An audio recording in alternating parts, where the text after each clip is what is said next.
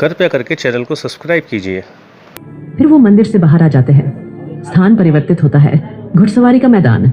महल के बाहर घोड़ा नीलकंठ बंधा है, एक शक्तिशाली अश्व जो सिर्फ राजा पर भरोसा करता है। इसके बाद राजा कीर्तिवर्धन अपने साथ त्रिपुरा को घोड़े के अस्तबल ले जाते हैं। दिखाते हैं नीलकंठ नाम का उनका प्रिय घोड़ा।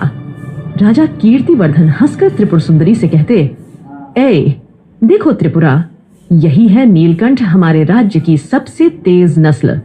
पर इसे साधा नहीं जा सकता जब तक आंखों में श्रद्धा और दिल में साहस न हो। त्रिपुर सुंदरी आंखों में चमक के साथ बोलती, हाँ पिताजी, तो क्या मैं चला सकती हूँ इसे?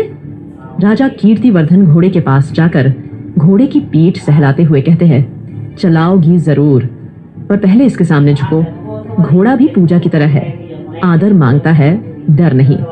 राजा मुस्कुराते हुए कहते हैं, डर से लड़ना घोड़े की लगाम पकड़ने से पहले होता है। नीलकंठ डर से नहीं, भाव से चलता है। उसके सामने झुको, जैसे माँ के सामने झुकी थी। त्रिपुर सुंदरी नीलकंठ से मन ही मन कहती है, तुम माँ की तरह शांत है और पिताजी जैसा मजबूत। मैं तुम्हें चलाना नहीं चाहती, मैं तुम्हारा विश्वास चाहती हूँ।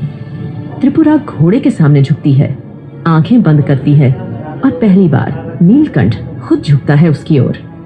नीलकंठ उसके पास आता है और अपनी नाक उसके कंधे से लगाता है। राजा कीर्तिवर्धन आश्चर्य से कहते हैं, ये घोड़ा केवल एक बार किसी के सामने झुका था, जब मैंने पहली बार पूजा करके इसे छुआ था।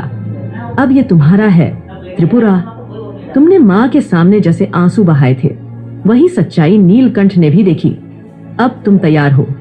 तलवारबाजी का पहला पाठ महल की तलवारशाला। राजा एक पारंपरिक तलवार निकालते हैं, चमचमाती हुई, तांबे की मूठ और नीलम जड़ी मूठ। राजा तलवार उठाकर त्रिपुर सुंदरी के सामने रखते हैं। राजा कीर्तिवर्धन त्रिपुर सुंदरी से कहते हैं, त्रिपुरा, ये सिर्फ धातु नहीं है, ये उस वचन का प्रतीक है जो तुम माँ के सामने देती हो। सच्चाई की रक्षा का। यह कोई लोहे की चीज नहीं, ये तुम्हारा वचन है। जिस दिन ये झूठ के लिए उठे, उस दिन ये तुम्हारे हाथ से गिरेगी। त्रिपुर सुंदरी गंभीर स्वर में राजा कीर्तिवर्धन से कहती है, मैं वचन देती हूँ, पिताजी तलवार सदा सच्चाई के लिए उठेगी और माँ के मंदिर में जो आंसू दिए हैं वो मेरी ताकत बनेंगे। मैं इस तलवार को कभी क्रोध में नहीं उठाऊंगी, न ही अहंकार में, सिर्फ तब जब न्याय को जरूरत हो। राजा गंभीर होकर सिर झुकाते हैं और कहते हैं, अब तुम सिर्फ मेरी बेटी नहीं, माँ की पुत्री हो। फिर से मंदिर पूर्ण आरती हो रही है, सैकड़ों दिए जल रहे हैं। संध्या की आरती समाप्त होती है। त्रिपुरा अंतिम बार माँ पार्वती की मूर्ति की ओर देखती है। त्रिपुर सुंदरी मंदिर में धीरे से हौले से बोलती है, माँ पार्वती, आपके मंदिर में मैंने भक्ति सीखी, तुम्हारे आशीर्वाद से तलवार उठाई। आपसे वादा है, जब सच्चाई डगमगाएगी, मैं आपका नाम लेकर ललकारूंगी।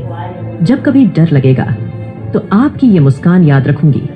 मैं आपकी बेटी हूँ, तलवार मेरी रक्षा नहीं करेगी, आपकी भक्ति करे।